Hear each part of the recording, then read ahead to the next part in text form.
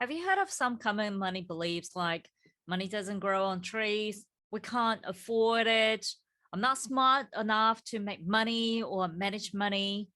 Do you know those limiting beliefs may stop you from getting into a bigger house for your family, or sending your children to a better school, or saving money to have a family trip back home to see your parents?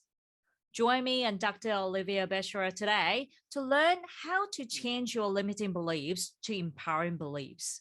Welcome to the Money DNA channel. Money DNA is a financial fitness community where we bring everything about money and beyond money concepts in life to help you create healthy money habits and to be financially fit for good. It is important to understand that the advice is general in nature and does not take into account your personal objectives, financial needs, and overall well-being situation, and it may not be appropriate for you. Hi everyone, it's Winnie here. Thank you for tuning in to Money DNA. We'll be looking at discovering your money belief today. Join me is Dr. Olivier Becherel at Mastery to Success. Dr. Olivier Becherel is a personal leadership specialist, business and life coach. He is also the co-founder of Mastery to Success, a coaching and consulting business to help people find alignments within mind, body, and soul to live a purposeful and fulfilled lives. Mastery to Success provides executive coaching, team coaching, and bespoke workshops and presentations for professionals and businesses. Olivia, welcome to Money DNA again. Winnie, thanks for the opportunity. My pleasure. So, Olivia, I think that you and I probably will agree that we are so privileged to be able to work with others and help them to be a better version of themselves through our works, whether it's going to be a personal leadership or money management. Mm-hmm. And I usually start with my engagement with my members by asking about having them doing the self-assessment on where they are right now in terms of their money management. And I'll ask them to scale themselves from 1 to 10. So 10 is the highest. Interesting to know that most people actually rate themselves around 2 to 5, which is quite low. And if we dive in a little bit deeper, then they probably will say that, they are not really happy with their current finances because they don't think that they can manage it well. They don't think that they have the power to be in charge of their life. The debt level is so high and so overwhelming that they don't think they can maybe get themselves out of the rut, or they have multiple of thinking, but most of the thinkings are quite negative.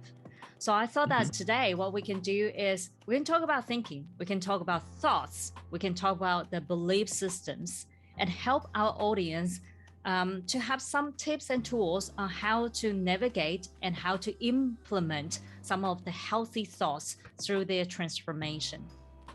Mm-hmm. So I think that I probably is going to start to share with my own personal view. I am a thinker, which I'm quite proud of, but at the same time, sometimes it's also challenging myself because I have so many great ideas and so many thoughts. Sometimes I found that the thoughts are going to really help me to process and also help me to go forwards to where I want to go. But sometimes there are too many thoughts that I am so overwhelming, or I feel like I don't really know where to start. So do you also have the same issues that I have at the moment? Yeah, I would also classify myself as a thinker, but I see mainly two different types of thoughts. There's the thoughts that are more empowering, that allows you to solve problems. And there's the other side of the thoughts that very often are negative thoughts, or thoughts that kind of limit your progress. And I think that, I guess the first experiment we can play with is to start to make a list of which one is the most prominent in our life, to find out whether we have more tendency to have empowering thoughts or more tendency to have, disempowering thoughts. And that is the first assessment that people can do to really see, okay, where they are currently in their life with their thinking process. Yeah, and I think that especially every day where I'm making so many decisions, like the other day, one of my friends were asking me that she got an offer as a job offer. She take that while she is actually running her own business. So that job opportunity is actually really, really appealing. And I could understand the reason why. And because of that offer creates so many thoughts, and then she's starting to get really confused. So I remember there was a study saying that we have like thousands of thoughts per day. Is that right? Yeah, we have 60 or 70,000 thoughts a day. Most of the time we don't necessarily pay attention to it, but the thoughts comes very quickly and then escapes. Yeah. We remember a very small proportion of those thoughts. But yeah, we're thinking all the time. So should we pay attention on our thoughts? Well, definitely, because if we're producing so many thoughts every day, there's a reason for us to be a bit more aware of the content of our thinking. And ultimately, the reason why we want to become more aware of the content of our thinking is to see whether that content is really helping us move forward in whatever goal we're trying to achieve. Because if it's not, then there's opportunities for us to start to change a little bit the way we think. Yeah, definitely. Like I said, no one really want to live with all the negative thoughts all the time. So I think that one of the things that you mentioned is, of course, we can categorize the thoughts into the pros and the cons, or the benefit us and something as a negative ones. So how are we going to start? Where are these thoughts from, really? So thoughts usually come up from our values. Our values we mentioned in the podcast before, that is really the foundation of how we think, how we make decisions, how we take actions, and the behavior that we go through. So most of the thoughts are connected somehow to our values. Mm-hmm. And some of the thoughts also, we can classify them as beliefs. But everything is related around our values and what's most important and meaningful to us. And that's also how we sort out the information around us in the world and make sense of the world. And I think that with the core value, if you haven't really checked out the videos, you can also check about our core value sessions right here. Now, earlier, Olivia also mentioned about the belief. So talk to us about the belief. What is belief? What is the belief system? So belief and belief systems are basically collection of assumptions that we have. So a belief is just a thought. It's just a thought or a statement that we have, and very often is related to our values. But the interesting thing is about belief is very often people talk about limiting beliefs. And yes, what actually a limiting belief is when we inject some kind of external authority into our thinking process. So the external authority could be a single person, could be a group of people, could be parents, could be family, could be friends, could be teachers. Sometimes could be also even a larger group like a society or a culture. And so these are what we call generally limiting belief, are external thoughts that we take in and classify as an authority. And because we classify that authority, that thought as coming from an authority, we must follow that authority. And that's where sometimes that thought becomes limiting in our capacity to be able to move forward. Wow, I never thought about that way, to be honest. I like the way that you describe the belief system is a collection of the assumptions. And the assumptions is based on lots of the thoughts that we probably have, or the injections from other people. And then other people have we give those thoughts or give those people the authority. That is something new for me. So you mentioned about this, the authority, it could also from the social and also the culture, and then that's starting to create that conflicts between you.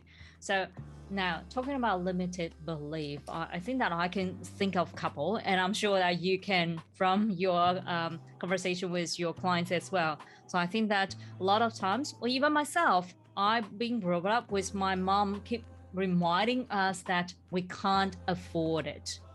That will be a limiting belief, right? It would be a limiting belief in the sense that you're focusing on the problem, not on the solution. Yes. Because you assume you can't afford it. So therefore, you're not looking for external ways or creative ways to be able to afford it. Yes. I love that. Or some especially in Chinese culture. I think that back then, of course, we all went through the poverty in many, many generations before. So a lot of people were just injecting the idea that you will be happier if you become a millionaire. You will be happier if you are wealthier. I think that a lot of people actually heard about that too, isn't it? Yeah. Yeah, and that is a classical example of a historical situation that creates a cultural belief.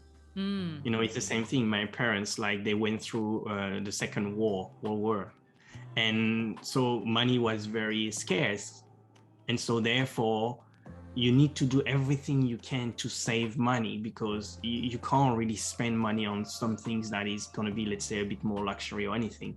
Yeah. You have to really protect the money, and money is hard to get. Yeah. So that's another limiting belief very often that we find people is money is very hard to earn. Yeah, money is hard to get, or I think that another one is money doesn't grow on trees, or I'm not smart enough to make money, or I'm not smart enough to manage money, or math or money is just too hard, or another one is money is not really important. Don't really talk to me about money. Very often I work with clients and they say, oh yeah, but money doesn't buy happiness. Yes. No, it doesn't, but it provides a good amount of happiness. Yeah. Because if you're lacking money, actually you're not very happy. Yeah. So people have this fantasy in their head that you, on one side you have money, and on the other side you have happiness and spirituality. Yeah. And they dissociate the two and thinking, okay, money is the root of all evil, so I'm not going to pay attention to money. I'm just going to focus on spirituality, but I feel miserable because I don't have much money. Yeah. And so the real thing about limiting beliefs, and especially around money and spirituality, is really to see how to integrate the two together. It's not one or the other is better. It's actually, how can we integrate the two together and see that actually money is a form of spirituality, and spirituality, when you have a spiritual cause, it helps you earn more money. So it's about connecting the two together. That. I think that a lot of people always think that, it has to be either or. If I am such a career-driven person, I probably have to give up on my own health, or I have to give up on my family. Or if I am so focus on my spirituality, or if I'm going to focus on my children or my family, then I have to give up my career. Or also another thing that you also mentioned about, money doesn't really buy happiness, or that is actually becomes a conflict in the family as well. And a very common dynamic in the family is men are the breadwinners and women are the nesters. So women have to stay at home, take care of children. And even if women decided to go out to work, they are bringing all the dollars back to the men so that the men can control the finance. And that also creates another conflict. And that's an example also of a culture. Who is to say that the man is better equipped than the woman to manage the money? Yeah. Ultimately, the one that is going to best suited to manage the money is the one that has a higher value on saving money and building wealth. Yeah. Because they're going to learn about the process of money management, and they're going to be more careful naturally.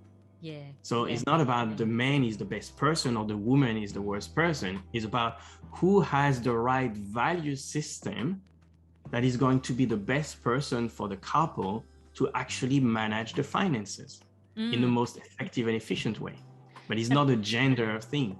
Yeah, exactly. And I think that one of the things I would love to share with my clients, and with my own personal experience, and also all the things that I am been coaching with my clients, is having that early conversation about money in this relationship is going to be so important.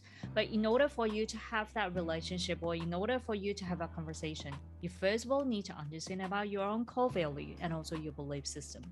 So I think that today we talk about belief system, and also understand about, if it's going to be a positive thoughts, that's going to really serve us to go moving forward or have a better version of ourselves. But it is also equally important to know that if you have some negative thoughts or limiting thoughts about money, that actually is going to depleting your energy or even going to stop you from doing what you want to achieve. So what can we do to limiting belief now? So the first thing is, I would suggest the first thing is make a list of all the beliefs you have relating to money, whether they're empowering beliefs or limiting beliefs. Yep. My guess is there's going to be probably a collection of both. What you want to look is how many positive empowering beliefs you have compared to how many disempowering or limiting beliefs you have. Yeah. Because the balance of the two is going to be a reflection of how you manage your finances and how you think about your finances. So making that first assessment, just a list. What is positive around my beliefs around money? What is negative around my beliefs around money? And looking which one has the most. That is going to start to give you a really good indication about your frame of mind around money and money management. Then when you start to see all the beliefs that are, let's say, limiting around money, you can ask yourself the question, where does it come from? Scary. Who is it come from?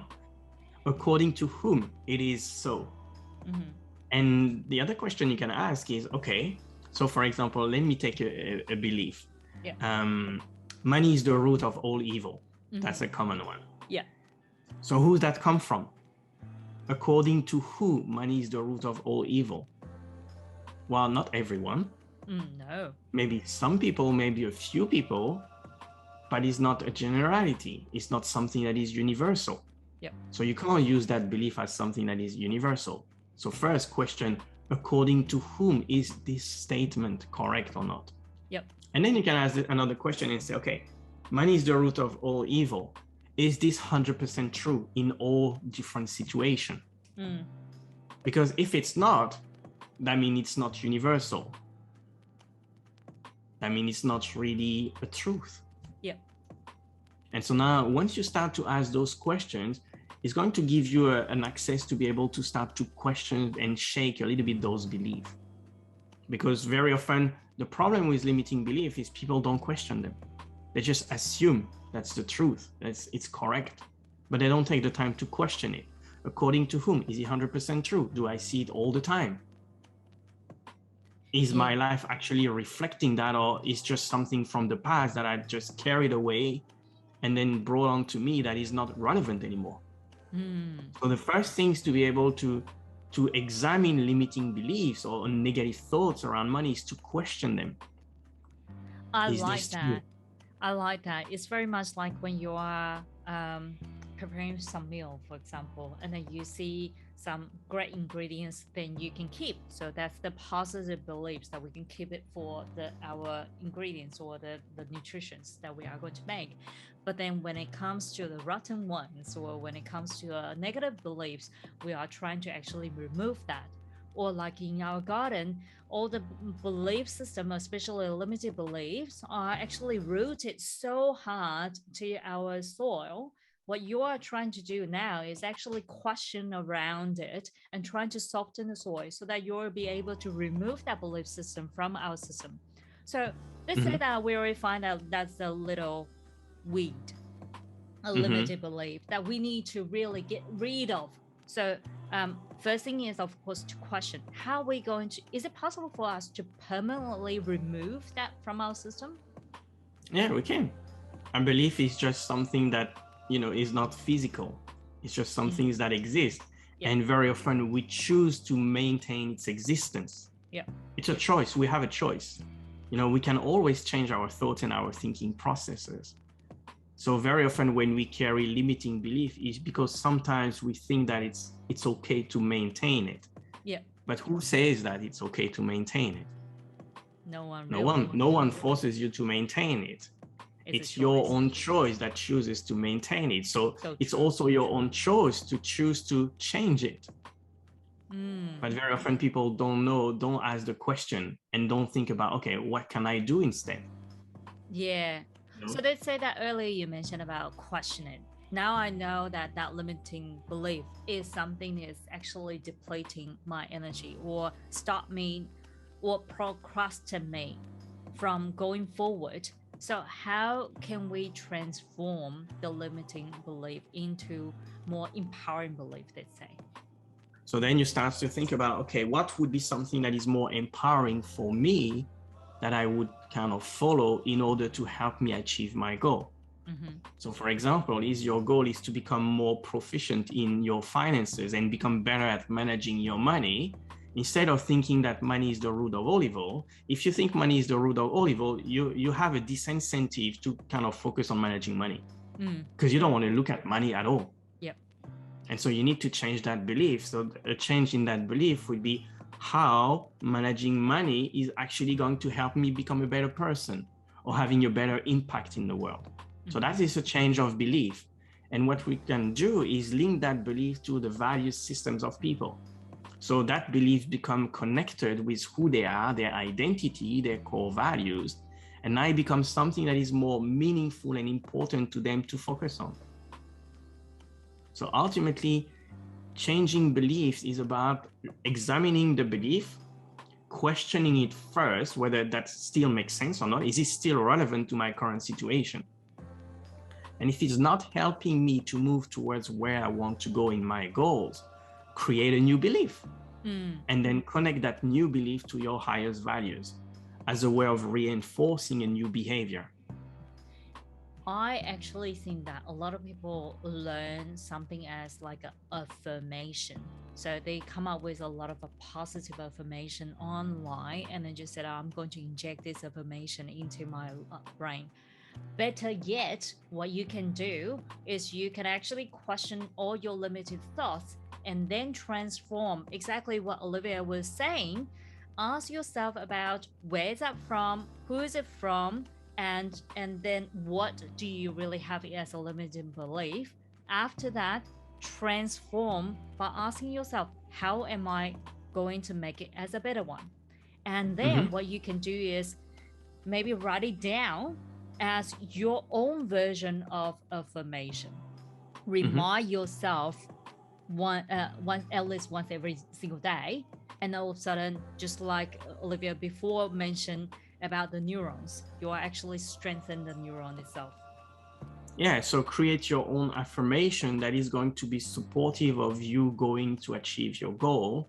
And then you can even write down a list of reasons why adopting this new belief is going to help you with your core values. So that's what we call neuroplastic linking. It's taking an idea or a statement and connecting to the core values in order to embed a new behavior. That's beautiful. I love what we just said. And I have to say that pretty much 99% of clients that we see are going to have a certain of the limiting belief. And I'm sure our conversation today is going to be so benefit for a lot of people. So thank you so much for your sharing today. If I'm going to really wrap up with our topic today, what I can say is, of course, we all have a certain of the belief, and those beliefs are like Olivia was saying, is a collection of assumptions. So the very first thing you need to do is, of course, categorize whether it's going to be a positive thought or the negative thoughts. If those negative thoughts are going to be the one as a limiting thoughts, start to question about the origins and if it's going to be the truth of all. If not, it is time for you to transform the thoughts into empowering thoughts. What will be your key takeaway, Olivia? My key takeaway is explore your thoughts. Yeah. Explore your thoughts and have a look. Do your thoughts match what you're trying to achieve? If they're not, remember these are just thoughts. They're not things set in stone.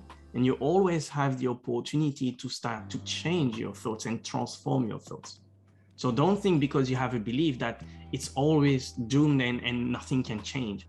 You can always rewrite your belief and change your behavior in order to achieve the goal that you have. But very often people don't take the time to explore the belief, don't take the time to question, and they think, oh, that's just what it is. And there's nothing I can do about it. That's not true. Yeah. There's everything you can do about it. That's another belief. Yeah, awesome. So I think that hopefully this is going to really help you to start to identify some of the things that you can do as an initial of a step of the transformation for your money management and also your money DNA. Now, next time what we are going to look at is your purpose. Because without knowing the purpose of our life, a lot of time we actually don't really have our North Pole to really look into. So next time, Olivier and I are going to have a discussion around how we're going to find your purpose. If you find what we share and also think that someone may benefit from our content, please like, share, and subscribe our channel. And if you'd like to book a complimentary consultation about your money DNA, or you would like to contact Olivier about your personal development, the link and the contact detail will be captured down below.